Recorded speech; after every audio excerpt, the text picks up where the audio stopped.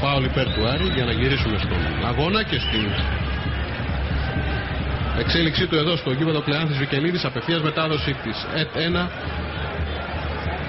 Τελευταία ποδοσφαιρική Κυριακή για το πρωτάθλημα Super League.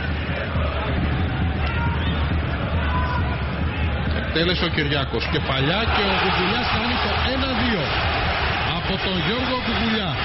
Την εκτέλεση φάουλ του Κυριάκου. Οι δύο παίκτες που μπήκαν σαν αλλαγή. Είδαμε το ρίσκο που πήρε ο προπονητής, ήταν πάρα πολύ σωστό. Και με αφορμή ότι οι δύο παίκτες συνετέλεσαν στο να πετύχει ο Άρης ένα γκολ και να μπει μέσα στο παιχνίδι. Τώρα ο Κουκουλιάς ξέραμε και ακόμα από την ομάδα ήταν στη Β' Εθνική ότι έβαλε κάποια καθοριστικά γκολ στο να πετύχει ο Άρης το στόχο του να βγει στην πρώτη εθνική και το απέδειξε και σήμερα ότι είναι ένας παίκτης χρήσιμος για τον Άρη.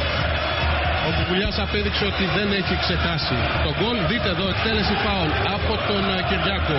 Καλό άλμα, κεφαλιά από τον Κουκουλιά για να γίνει το 1-2.